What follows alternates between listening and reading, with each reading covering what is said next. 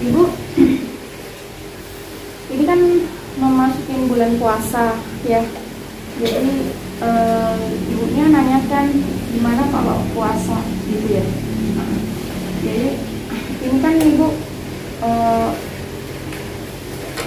ibu pernah dengar hadis yang kalau ibu hamil dapat keringanan puasa atau tidak gitu ya. Jadi kalau menurut saya sebaiknya tidak berpuasa. Meskipun kita merasa kuat, tapi maaf, janinnya kuat atau tidak gitu. Karena kan kita ini mensuplai makanan dari tubuh kita ke bayi ya.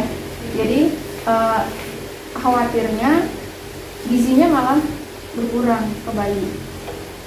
Tapi ini pengalaman aja ibu. Dulu itu ibu-ibu yang puasa pada saat kehamilan itu kembunyinya agak susah keluar. Jadi baru puasa ya. Kalau hamil besar mungkin tidak apa-apa, tapi kan kita ada keringanannya dari Allah. Kalau bahkan kita berpahala melakukannya itu Bu. Maksudnya kita tidak berpuasa tapi kita mendapatkan pahala dengan syarat tadi membayar fidyah. Ya, kalau menurut saya ya, karena itu adalah keringanan dari Allah. Allah tahu ketika kita hamil, ketika kita menyusui, itu yang butuh bukan kita aja, tapi anak kita.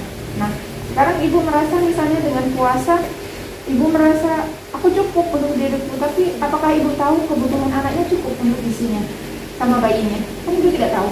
Nah, jadi menurut saya sebaiknya tidak berpuasa, ya. Lebih baik membayar fidyah saja. Sama saja dengan kalau kita menyusui, terutama kalau menyusui di 6 bulan pertama, gitu. Kalau sudah di atas 6 bulan kan sudah ada tambahannya, itu nggak masalah. Di 6 bulan pertama kalau misalnya ibu menyusui ya sebaiknya tidak usah berpuasa, ya Bu ya.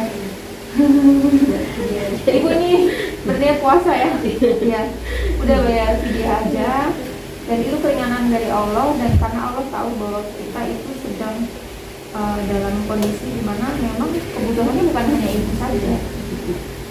Dan kalau kita dikasih keringanan, kalau menurut saya sih, kok sombong sih kok keringanan itu nggak diambil gitu. Kalau sudah pemberian dari Allah keringanan untuk kita agar kita tetap sehat begitu ya.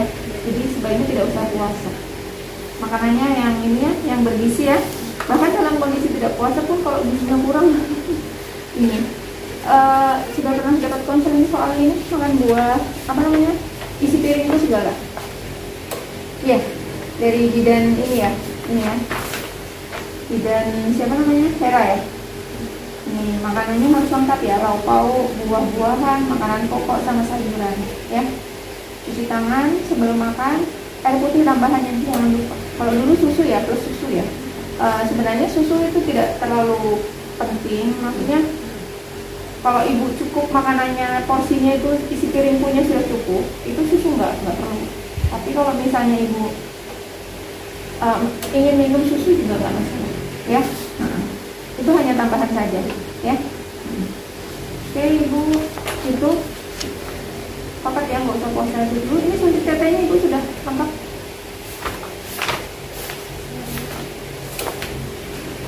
Itu waktu hamil pertama suntik tete.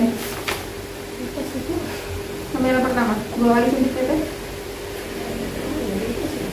Enggak. Oh, hamil kedua enggak? Enggak pernah suntik. Enggak pernah suntik. Oh gitu. Bukan nak. Nanti belum ya. Waktu menikah? Enggak deh. Langsung suntik tete enggak di sini? Oh enggak. Berarti nanti ibu pas usia 20 bulan depan suntik tete ya. Bulan depan statusnya suntik tete yang kedua. Nah jadi itu teman-teman, aku mau kasih tahu ke ibunya sebaiknya tidak usah berpuasa ya. Apalagi dia hamil muda statusnya ya. Karena kecukupan gizi ibu bayinya kita nggak tahu apakah cukup atau tidak. Teman-teman tidak berpuasa di masa hamil dan menyusui itu ada keringanan dari Allah Subhanahu wa taala dalam menjalankan syariat Islam. Jadi bagi ibu-ibu yang memang hamil, terutama trimester pertama kehamilan ya, saya anjurkan sebaiknya tidak berpuasa. Kalau di atas trimester ketiga, kalau memang benar-benar harus memaksa dia, maksudnya dia beranggapan bahwa dia memang betul-betul harus berpuasa, itu ya berarti kebutuhan nutrisinya harus dicukupin ya. Jadi terkait dengan keringanan tersebut, ini aku sebutkan hadisnya ya, karena aku bukan ini ya, bukan ustazah dan nggak hafal gitu, tapi boleh ya kita sebutkan saja.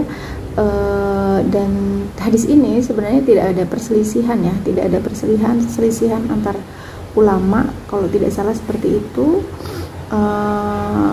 Dan tidak ada pertentangan dan tidak ada perselisihan daripada para ulama.